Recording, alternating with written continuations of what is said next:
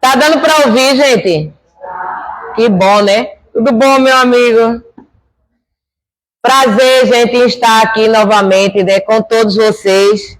Meu nome é Rose Cabral, sou trabalhadora do NEAM, mas a gente costuma dizer que é trabalhadora de determinada casa, mas na verdade nós somos trabalhadores da causa espírita. Então toda vez que a gente participa de um trabalho, em outra casa irmã, a gente também se torna trabalhadora. Eu também me considero trabalhadora aqui dessa casa. Eu só gostaria de pedir, gente, uma coisinha. Se alguém quiser falar alguma coisa, alguma conversa, que pergunte, eu pergunto, porque às vezes eu estou aqui de frente conversando e eu estou vendo quem está conversando paralelamente. Aí, às vezes, as conversas paralelas, aí às vezes faz a gente perder a linha de raciocínio. Então, eu queria pedir imensamente que quem quisesse fazer alguma pergunta, fizesse diretamente a mim, tá certo? Para que a gente... É uma conversa, é um estudo, né? Então, nada melhor do que a gente conversar todo mundo junto. Quem quiser vir mais para frente, que tem mais gente que está afastado, né? Fique à vontade, já que a gente está aqui estudando. E a gente veio aqui para isso, não foi? Não é para outras conversas, outras coisas. A gente veio todo mundo aqui para se melhorar. Estamos aqui todos nessa batalha para nos tornarmos seres humanos melhores, né? Com a graça do Senhor Jesus Cristo.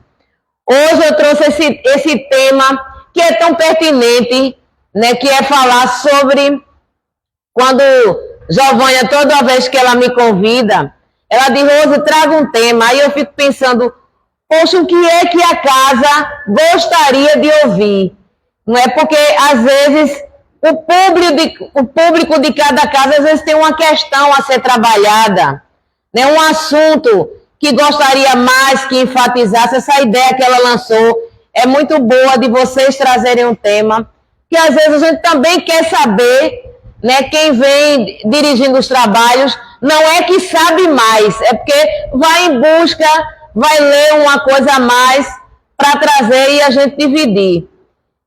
Então, quando ela me convidou, eu fiquei pensando, geralmente o mês de outubro a gente fala toda sobre a codificação, sobre o Kardec. Amanhã Kardec faria 221 anos, se tivesse entre nós, amanhã é aniversário dele.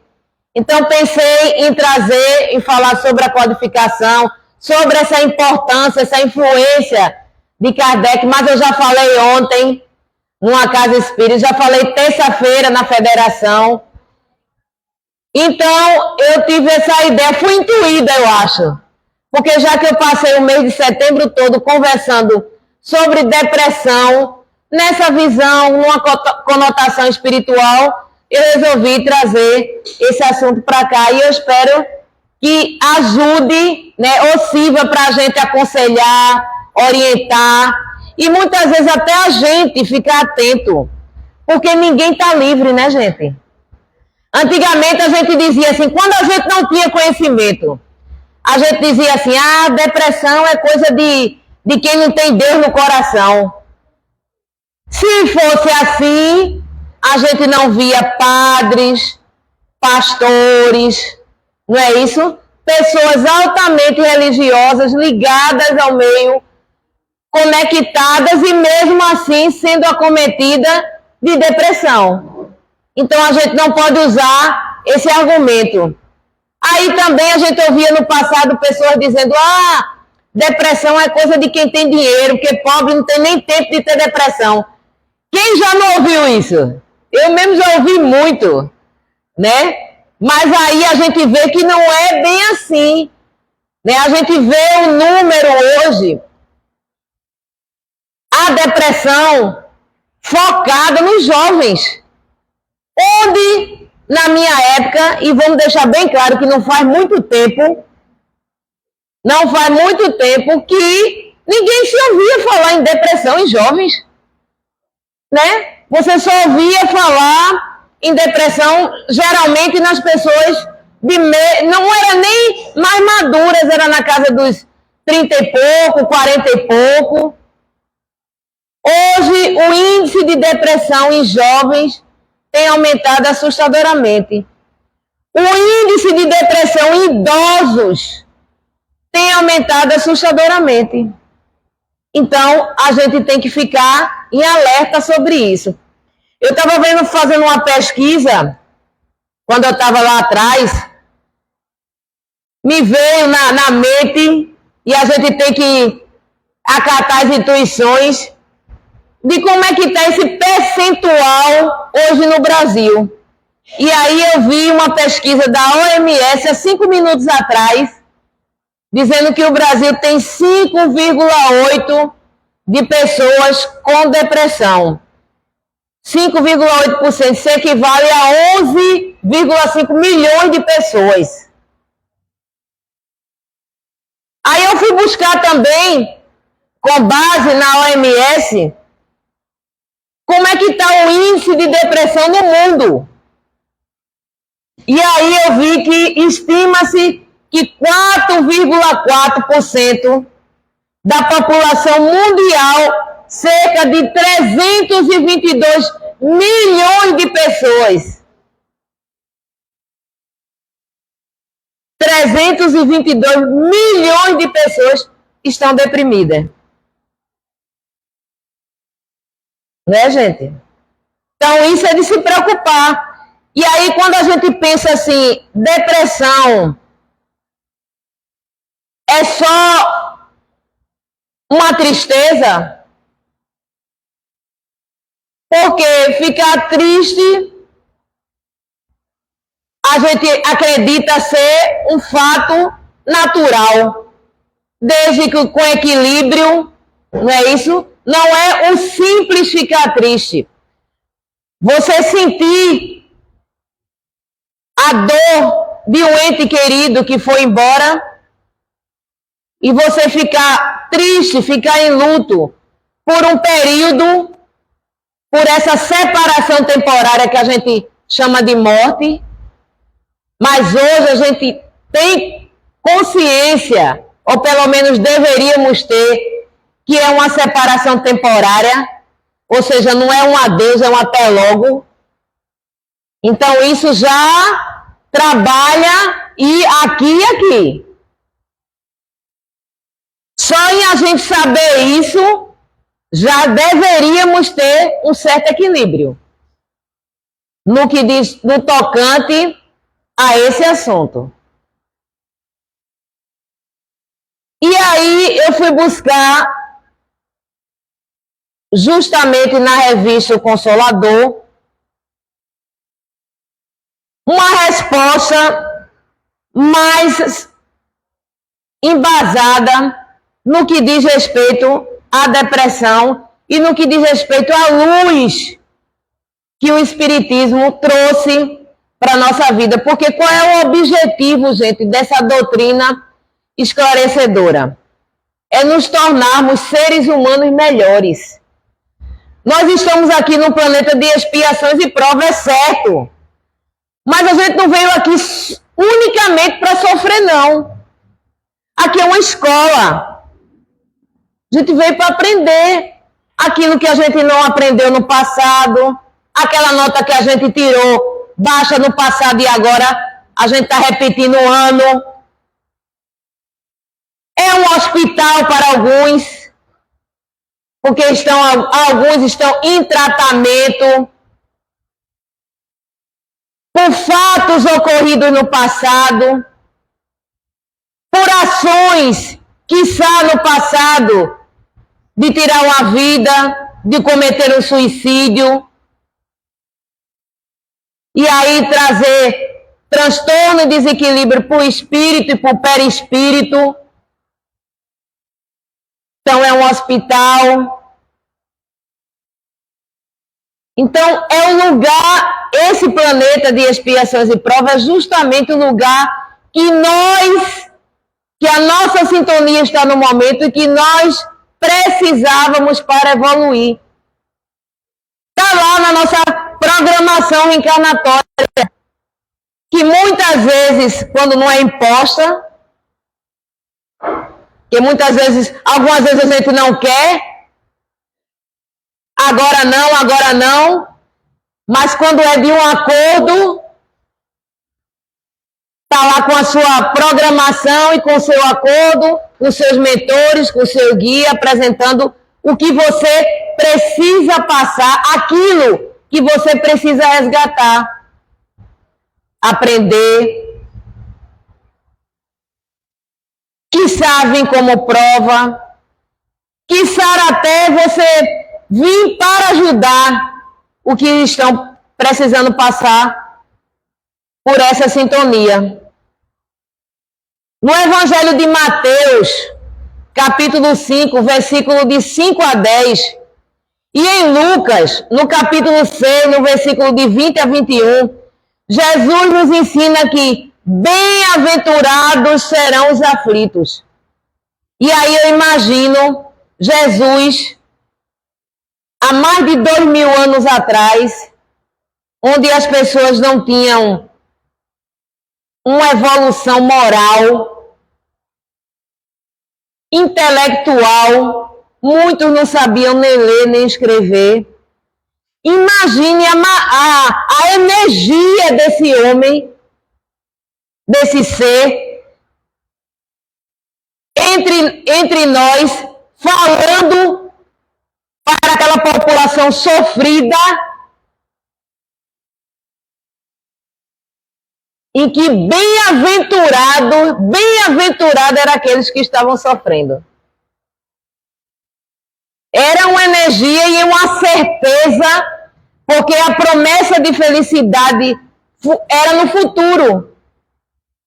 Ele trouxe que aqui, esse não era o reino dele, não era o reino que ele prometia essa felicidade, mas no futuro.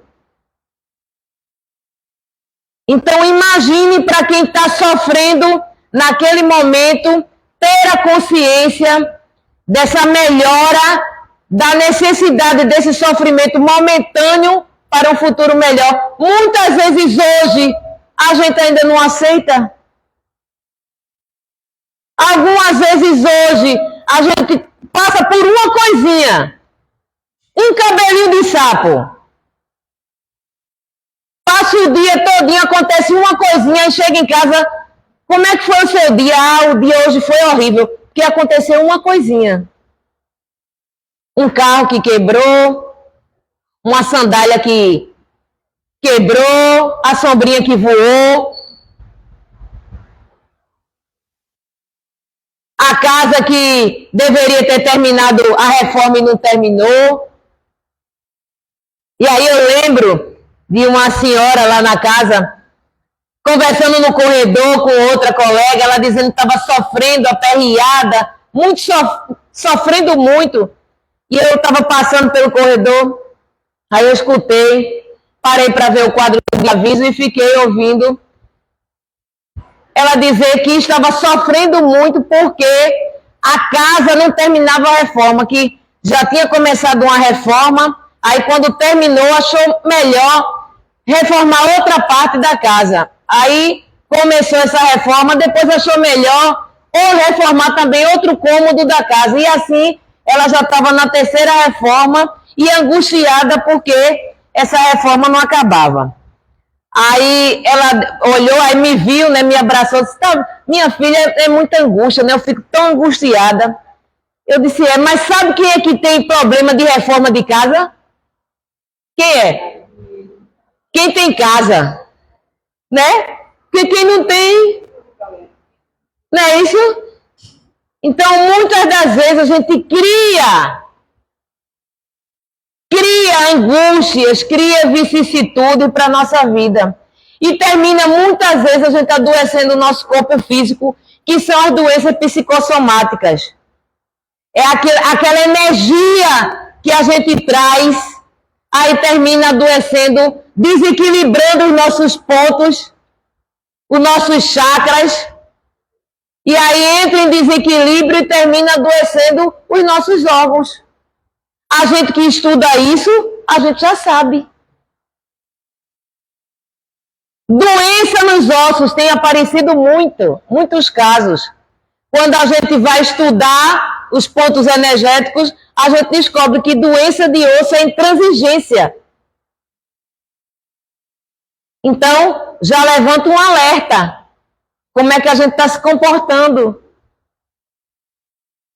Se a gente ainda está naquela poesia, naquela música de Gabriela, não, nasci assim, sou mesmo assim, e sou mesmo assim, Gabriela, e não vou mudar, e sou assim mesmo.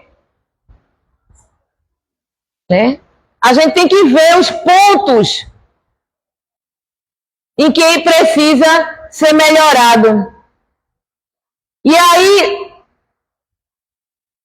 traz aqui uma palavra de Emmanuel, quando ele diz assim: entendemos que Jesus felicita os sofredores por saber que o sofrimento, como aprendemos nas palavras sábias de Emmanuel, é a pedagogia, o sofrimento, é a pedagogia divina a nos ensinar a busca dos procedimentos indicados para curarmos as doenças da alma. Eita, olha que coisa bonita. Quer dizer que o sofrimento é a pedagogia divina a nos ensinar a busca dos procedimentos indicados para curarmos as doenças da nossa alma. Aí eu me lembrei da pergunta 737 do Livro dos Espíritos, que diz assim: por que é que Deus permite os flagelos destruidores da humanidade? A pandemia foi um. O que Deus permite? Ele poderia ter colocado a mãozinha dele aqui, olha, nada vai acontecer com esse óbito. Mas Deus, a gente já aprendeu, é bom, Pai justo.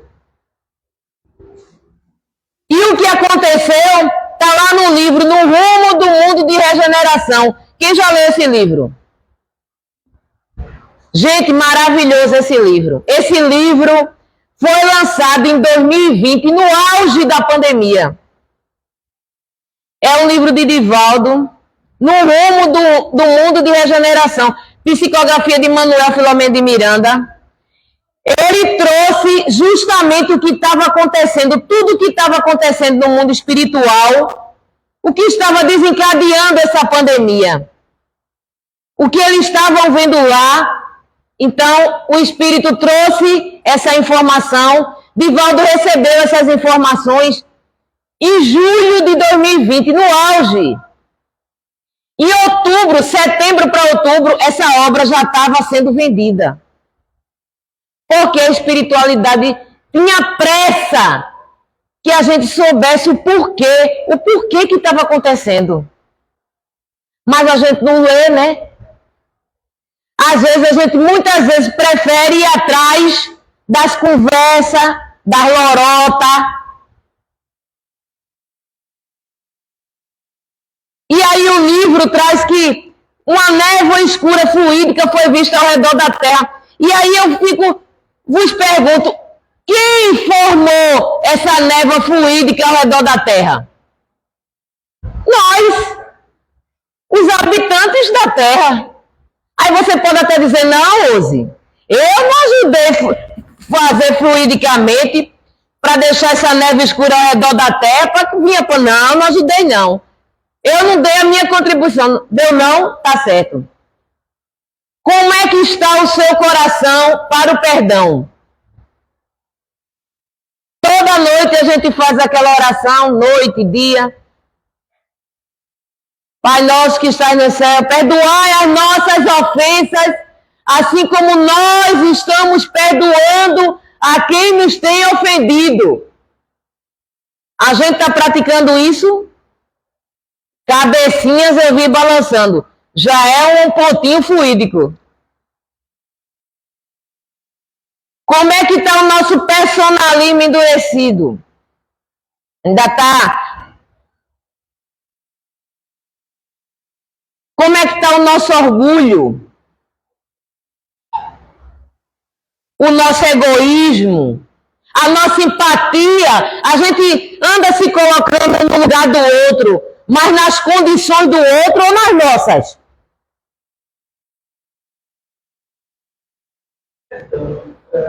Nos cursos do Espírito, no livro dos Espíritos, agora falou, não. Na pergunta do Espírito aí. Não, eu estou falando da pergunta 700, vou falar a resposta agora. Então, Como é que a gente está se comportando? A gente está perdoando? A gente está sendo benevolente? A gente está sendo indulgente? Se a gente alguma coisa está faltando, se a gente está cometendo alguma coisa, então a gente contribuiu. Imagine essas pessoas que estão por trás dos movimentos de guerra, da luta do ter pelo ser, matando em nome de Deus, que na verdade não é em nome de Deus, é em nome do ter, da posse. Imagine, então, todas essas ações estão contribuindo. Então, a obra fala que foi vista essa névoa escura. Jesus pede para Ismael organizar uma caravana para vir ajudar a gente. Está lá no livro. 2020. Aí, a caravana tinha cientista, médico, químico, enfermeiro, psicólogo, médico de desobsessão, para ajudar a gente na pandemia. Aí a gente começa a entender como é que uma vacina que demora tanto para ser produzida, 10 anos, 15 anos, foi produzida em meses. Porque tivemos ajuda. Influências dos irmãos do plano maior que vieram nos ajudar. Aí a gente não tem esse conhecimento, o que é que a gente faz? Não toma vacina, porque a gente vai atrás de histórias que se tomar a vacina vai virar macaco, vai virar jacaré, vai virar... Aí a gente não toma. Está lá no livro. Não sou eu que estou dizendo. É o irmão que está trazendo a resposta. Vocês viram também que eu disse que nessa caravana tinha médio de desobsessão, né? Por quê? Porque ao mesmo tempo, como na pandemia as casas, os pontos de luz, que são as casas espíritas, estavam afastadas, organizações do plano inferior estavam se filtrando nas casas para incentivar com que os componentes da mesma não voltassem mais. E aí a gente viu a dificuldade que foi de manter os trabalhos na pandemia, até depois do retorno, quiçá até agora. Ainda tem casa espírita com 5, 6 trabalhadores no máximo. Mas a gente teve ajuda.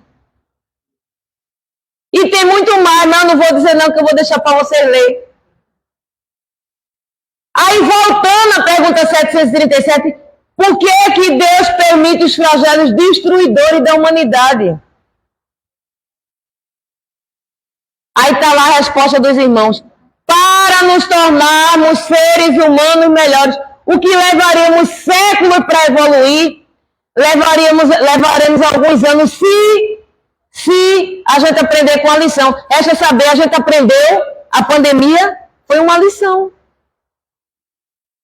A gente viu que a gente não precisava tanto do ter material, a gente precisou do ser, de estar perto de quem a gente gosta, de abraçar, de ver, de cuidar, de se cuidar, de cuidar do outro, de nos cuidarmos, de termos consciência, de termos higienização, de termos a consciência de quando a gente está gripado, a gente amanheceu gripado, né? Quem amanheceu gripado fomos nós. Então, se a gente amanheceu gripado, é para a gente...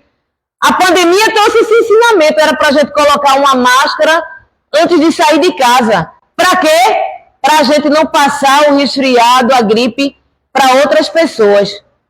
A gente fez isso na pandemia, a gente continua fazendo? Então, isso só foi um exemplo, tá? Que a gente ainda não aprendeu a lição.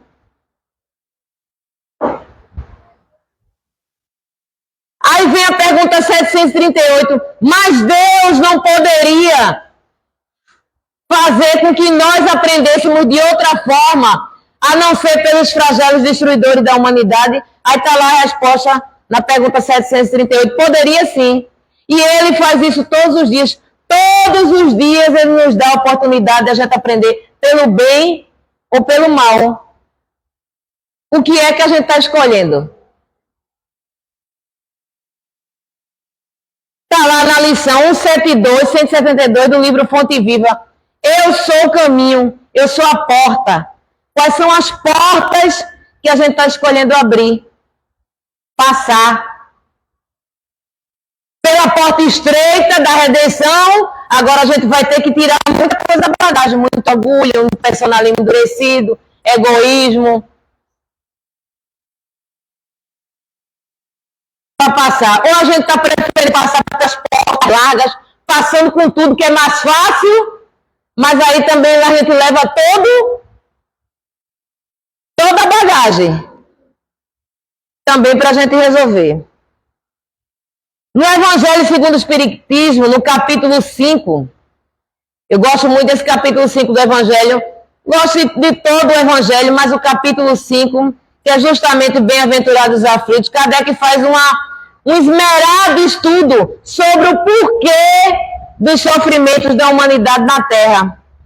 E no item 25, que é o ponto que fala da melancolia, ele analisa o tema escrevendo assim: sabeis porque uma tristeza indefinida às vezes se apossa de vossos corações e vos faz achar a vida tão amarga?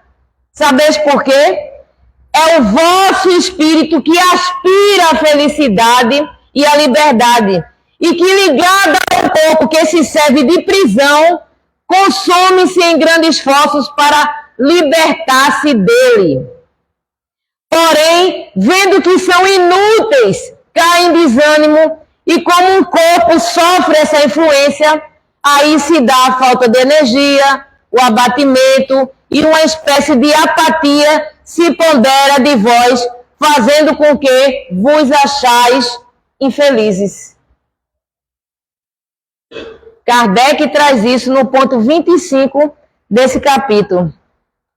Essas informações procedem aos atuais estudos das ciências psíquicas, que atualmente, com o diagnóstico de depressão, procuram dar explicação sobre as causas dos transtornos de humor que acometem muitas pessoas nos dias atuais, sendo resultante de distúrbios de ordem física.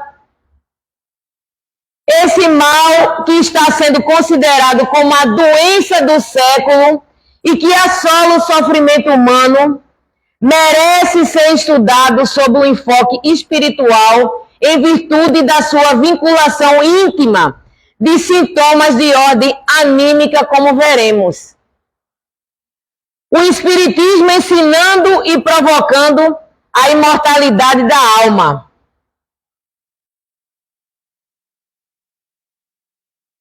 Estando ainda no mundo espiritual, tomamos conhecimento da felicidade relativa desfrutada por aqueles que já adquiriram méritos para se sentirem, e constatamos que ainda sofremos em virtude dessas mazelas. Muitas das vezes a gente, no plano espiritual, ainda no nosso processo reencarnatório, nos é apresentado em que existem pessoas que estão sofrendo determinados sofrimentos por conta das suas imperfeições, das faltas cometidas, que configuram mal e que elas carregam daí o sentimento de falência espiritual. A gente já tem, e então de livre vontade concordamos em aceitar a viver as provas e expiações necessárias ao progresso espiritual e à quitação de débitos do nosso passado. Está lá na nossa programação.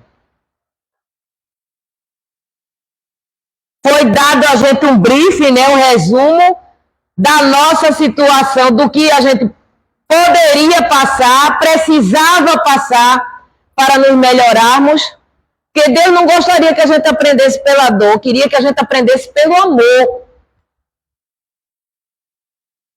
Mas se a gente ainda não tem essa condição, então viva a dor. A doutrina espírita mostra que a dor não veio para paralisar, não. A dor veio para despertar. É uma mola propulsora que faz a gente acordar. Quizá, talvez até se a gente não tivesse problema algum, não tivesse dificuldade aqui, a gente nem estaria aqui nesse planeta, para começar. Mas talvez se a nossa vida fosse branda, tão muito branda, talvez a gente procuraria um ponto de luz como esse, uma casa como essa, para se tratar e para ajudar as pessoas.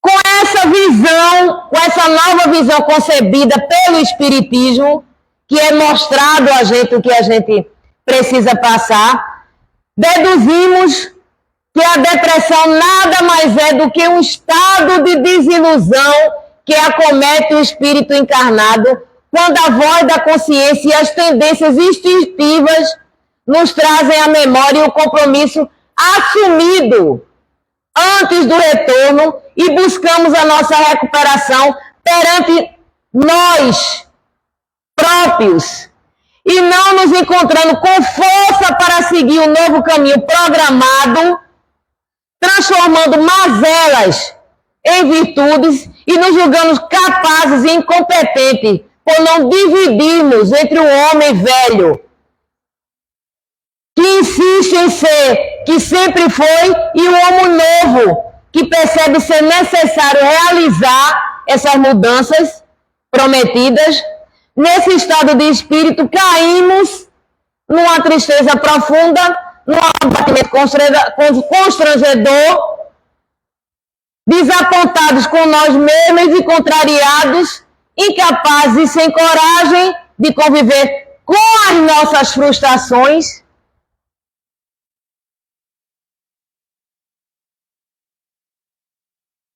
Nós caímos no desequilíbrio espiritual e daí a depressão, que tratada apenas com as drogas medicinais, não surte o efeito desejado e continua a se sofrer pelas causas já apontadas. Então, hoje, gente, a doutrina espírita, ela abre um leque de conhecimento para nos mostrar que as doenças psicossomáticas que a gente atrai, puxa para o nosso desequilíbrio, e as doenças psíquicas, não é necessário só a questão dos remédios, de medicamento. Logicamente, existe algumas determinadas situações em que, por conta da nossa psique, a gente baixa a imunidade e termina o corpo físico realmente precisando de algumas substâncias para nos ajudar a reagir. Isso é um fato.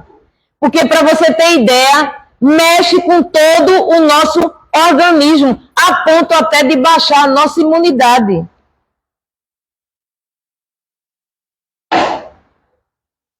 Mas é chegado o tempo da renovação, da ciência nova, trabalhar unida com o lado espiritual. Essa semana eu estava vendo uma reportagem que já existem faculdades de medicina, não é isso? E já está trabalhando, já tem uma cadeira na medicina para o lado espiritual. Que maravilha, veja, novos médicos, né? Por isso que eu tenho uma amiga que foi consultar com o médico, e ele olhou, viu os exames, tudo, disse, olha, antes de citar essa amiga, eu vou dar o exemplo do meu pai. Meu pai ligou para mim uns meses desses aí, minha filha, olha, vem aqui em casa que eu tô passando mal, eu tô com problema cardíaco. Eu disse, mas o senhor se consultou com quem? Eu falei, não, mas eu estou sentindo o coração bater muito angustiado, é problema cardíaco. Eu disse, meu Deus do céu. Fui lá. Aí minha mãe disse, olha, ele não está dormindo, está acordando assim no meio da noite sem ar, deve ser algum problema cardíaco mesmo. Eu fui, né, levei ele ao médico. A gente chegou de 11 horas da manhã, quando a gente saiu do hospital, foi quase 4 horas da tarde. O médico colocou ele na frente do computador, eu achei isso tão bonitinho. Na frente do computador, seu Régio, vem cá. O senhor está vendo isso aqui? Ele fez, estou. Está vendo isso pulsando? Ele fez, estou. O que é que o senhor acha que é? Ele fez, é o coração. E o senhor acha que é o coração de quem? Ele fez, meu. Se pois é, seu coração está batendo. Que bom. E o seu coração está batendo magnificamente bem. O senhor não tem problema nenhum no coração. Aí ele olhou para o coração, olhou para o computador. Tem certeza, doutor, que não tem nada aí? Tem não. Agora deixa eu lhe fazer uma pergunta. Aí tirou a tela do computador. O senhor está preocupado com alguma coisa? Anda angustiado? Como é que está a sua vida? Aí ele começou. Ele disse, não, tô normal. Aí eu olhei para ele, tá normal, pai? Aí ficou calado. Eu disse, doutor, olha, ele anda meio angustiado, que minha mãe tá adoentada. E ele se aposentou, né? Então ele tá passando mais tempo em casa. E ele tá vendo todo esse processo dela, que ela tem artrite, artrose, então ela fica em casa falando das dores. E ele não tá preparado para ouvir essas queixas, o que ela está passando, o que ela está sentindo. Então, eu estou supondo, baseado no que o senhor acaba de me mostrar aí no computador, que isso é nada mais do que uma crise de ansiedade. Ele disse exatamente isso, seu Régio. Sua filha disse tudo. O que o senhor tem é uma crise de ansiedade. Vou passar para o senhor um lance livre. Ele ficou chateado, porque chegou de 11 da manhã, saiu de 4 da tarde para tomar um lance livre. Ele disse que poderia ter comprado na farmácia. Não é? Mas veja como a gente traz esse desequilíbrio, né, para o nosso corpo. Eu estou fazendo um curso que a duração é de 2 anos e a gente tem que... É um curso de terapia, psicoterapia reencarnacionista. Gente, todo mundo devia procurar fazer um curso desse. Um curso de baixo custo. Depois de 2 anos você vai se tornar terapeuta. E você vai poder trabalhar, você e as pessoas que lhe cercam, sobre esses sintomas da nossa psique, do que a gente traz para a nossa vida. Esse curso permite que a gente faça uma investigação do inconsciente, com a ajuda dos nossos mentores. A gente não conduz a pessoa a nada, nem a gente, mas é a toda a espiritualidade. Veja até que ponto. Muitas das vezes a gente precisa desencarnar para quando a gente está na erraticidade, no retorno ao mundo espiritual, a gente rever aqueles pontos que a gente errou, aqueles pontos de reencarnações passadas que fez a gente cair em desequilíbrio. Muitas vezes a gente precisa estar fora desse momento atual da encarnação para a gente entender. A gente precisa muitas das vezes estar desencarnado para entender todo esse processo. Agora não. Agora a gente encarnado vivo. A gente vai entender o que é lá atrás. A gente não vai buscar só na infância, com a ajuda do nosso mentor espiritual. A gente só vai saber o que é preciso a gente saber e a gente vai tratar os medos, as fobias, o desequilíbrio, as doenças, aquelas doenças crônicas, fibromialgia, o que é que causou, qual é a causa, de onde veio. Então, os nossos mentores espirituais vão guiando a gente até trazer aonde isso aconteceu naquele ponto, a gente entender, se libertar desses pontos que fizeram a gente adoecer, desses fatos que fizeram a gente adoecer, desse comportamento, dessas escolhas, dessas ações, dessas atitudes que lá atrás fez a gente adoecer e que hoje a gente vem trazendo a carga energética daquele momento. A gente vai se libertar daquele momento que está desencadeando muitas vezes dores que vêm de reencarnação em reencarnação. Quer dizer, hoje a gente já tem condições de fazer um curso nesse nível.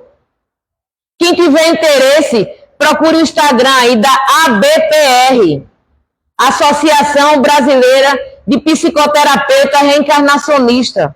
Vocês vão entender o trabalho desse. Vem 2 professores do Pará dar aula aqui pra gente em Pernambuco. Tem uma turma em Olinda e ano que vem vai fazer uma turma em Recife. Então, a gente tem que ir atrás, gente, desse conhecimento. Da gente se libertar dessas dores. Para um trabalho sério, com responsabilidade, com segurança, apoiado pela equipe espiritual. Não tem achismo, nem tem curiosidade a ser trabalhada, não. Tem dores.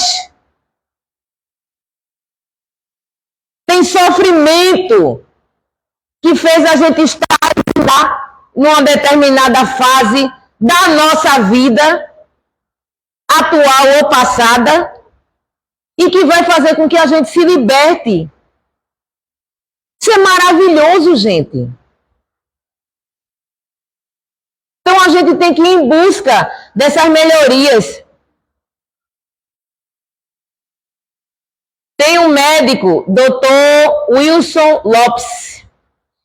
Ele fez um artigo que eu achei maravilhoso, que ele fala sobre o tratamento, a importância do tratamento da depressão, como a gente deveria tratar.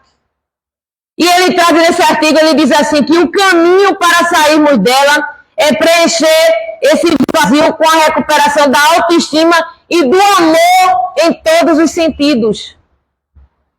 Primeiro, procurando nos conhecer, nos analisar, com o intuito de descobrirmos, sem nos julgarmos, sem nos punirmos ou nos culparmos. E depois nos aceitarmos como somos, com todas as nossas limitações, mas sabendo que temos toda a potencialidade divina dentro de nós. Esperando para desabrochar como semente de luz, porque Jesus disse, vós sois luz. Vós sois o sal da terra.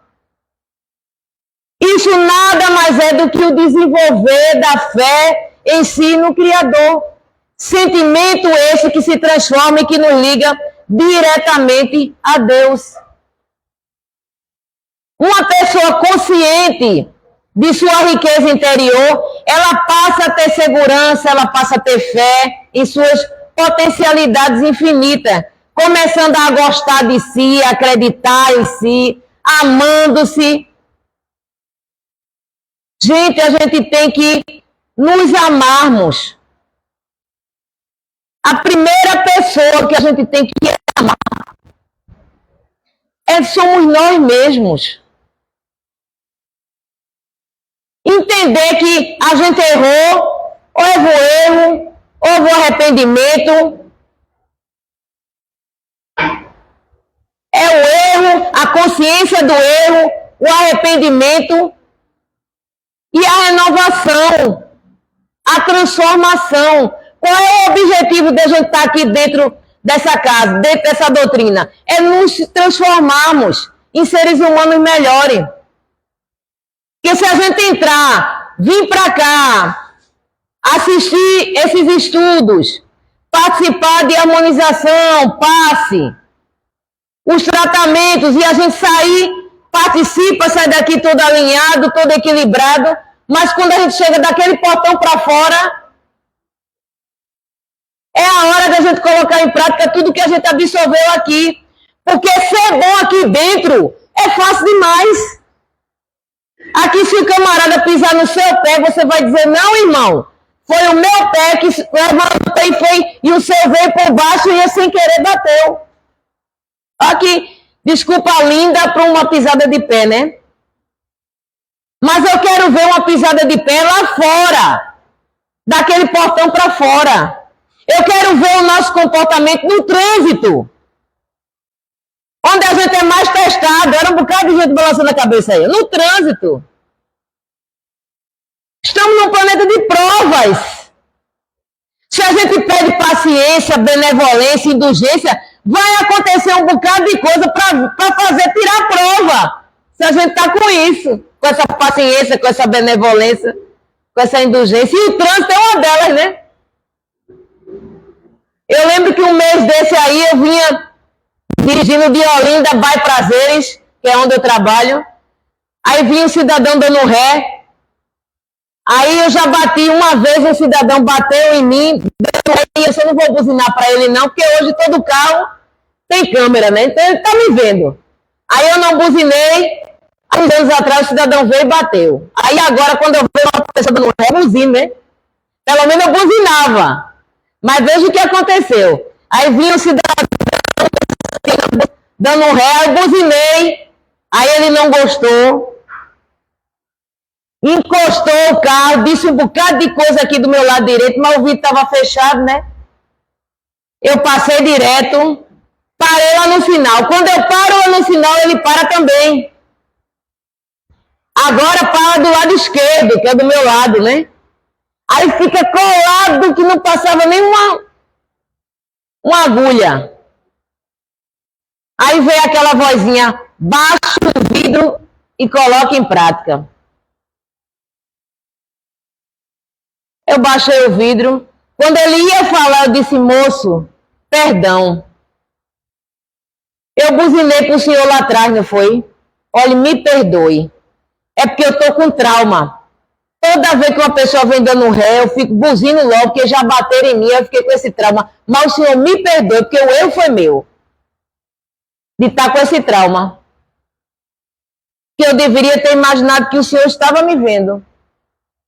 Aí ele olhou, aí tirou o óculos, aí disse, minha filha, me desculpe pela minha ignorância, pelas coisas que eu falei. Eu disse, mas não se preocupe não, que o vidro estava fechado, eu não ouvi nadinha. Aí ele riu, eu ri também, ele desejou bom dia, eu também desejei que Deus abençoasse ele, e a gente foi embora. Gente, eu saí dali conversando com o meu anjo da guarda, que ele vai comigo, escoteiro, dirigindo todo dia. Um cabelinho de sapo. Como eu fiquei feliz de ter evoluído um cabelinho de sapo. Que lá atrás, eu não me comportei assim, alguns anos atrás, né? Então, muitas das vezes essas coisas acontecem para ver como é que está você, como é que está sua fé, sua benevolência, né? É fácil? É não. Não é fácil, não. Mas quem foi que disse que seria? Né? Não, mas eu estou certa. Eu estando certa, eu vou hoje. Não tem gente que diz assim, né?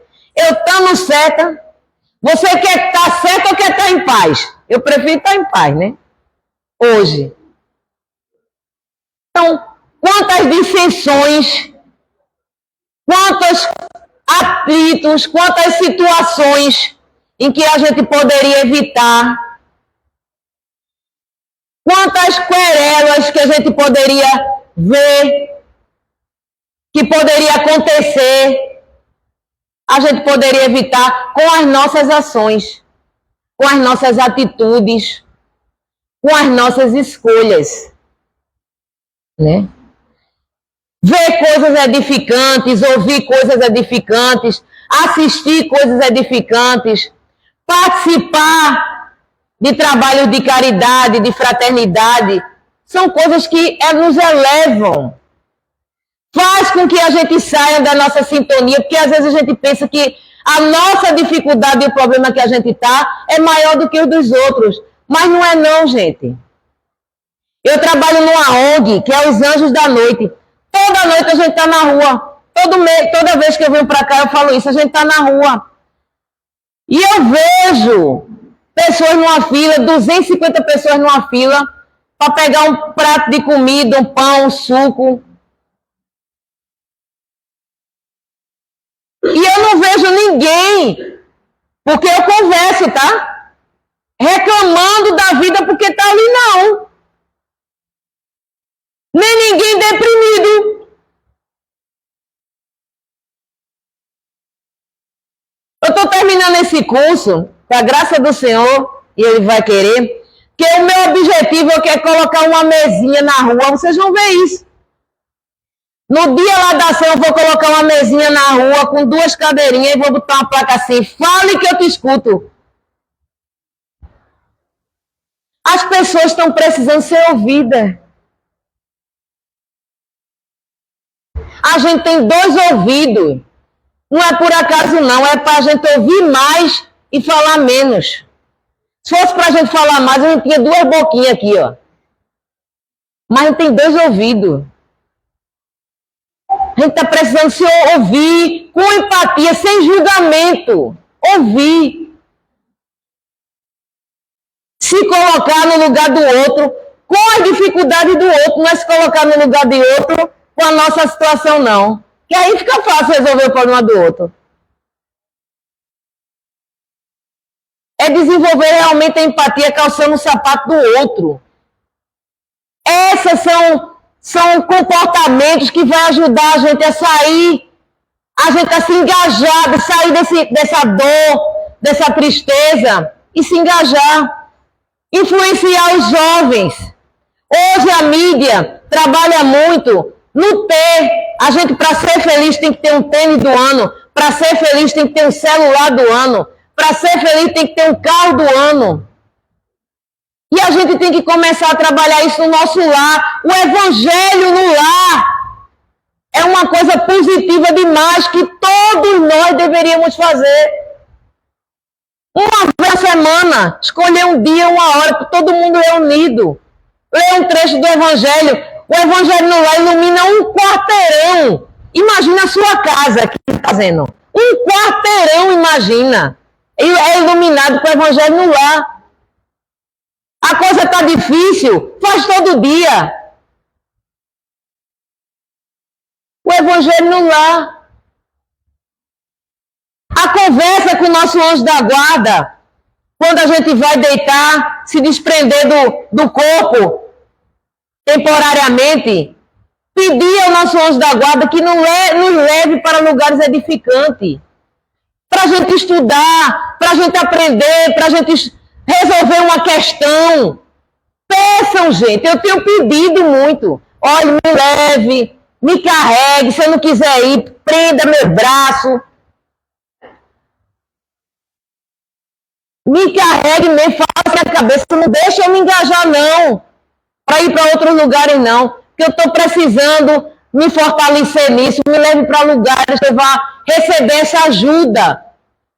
Pedir, está no Evangelho, pedir e obtereis, mas no meio dessa palavra pedir e obtereis tem um espaçozinho aqui, ó. E cabe qual? Merecimento. A gente pede e a gente vai obter, mas a gente tem que fazer a nossa parte na construção de um mundo melhor, gente. Essa oportunidade bendita que a gente está tendo de vir aqui é um trabalho maravilhoso. Mas o que vai transformar realmente a nossa vida é a nossa transformação interior, é a reforma íntima. Volto a dizer, o objetivo de a gente estar aqui é sair daqui melhor, mas não é para colocar em prática aqui não só, viu gente? É lá fora, ó. É lá sair daquele portãozinho ali, é que a prova já começa. E ela não avisa não, viu? É prova surpresa. Não vai dizer, olha, amanhã você vai sair de casa, viu, mas o cabo vai vir de moto, vai bater no seu retrovisor, então fique paciente já lá, tá? Não. Vai acontecer para ver o seu comportamento, como é que você vai reagir, como é que você vai... O quanto isso vai entrar em você no desequilíbrio, vai deixar você desequilibrado ou não, ou você vai resolver da melhor forma possível, né? Então esse é o objetivo, a gente tem que estar muito atento a isso, conversar muito com as pessoas de meia idade na nossa casa. A gente tem visto muitas pessoas se isolarem, muita gente não tem paciência de conversar com as pessoas de 60 a mais, 70 a mais, 80 a mais. Vamos ter esse olhar, gente, vamos ter essa paciência, vamos inserir essas pessoas que têm tanto para dar de conhecimento, vamos envolver em atividades lúdicas, trazer na casa espírita, atividades esportivas. A gente sempre pode fazer a nossa parte na construção de um mundo melhor. Sempre a gente pode fazer. E a espiritualidade conta com a gente. Que Deus, Pai Todo-Poderoso, nos abençoe hoje e sempre, assim seja. Grata à espiritualidade da casa pela oportunidade, gente, de servir. Que Deus nos abençoe, né?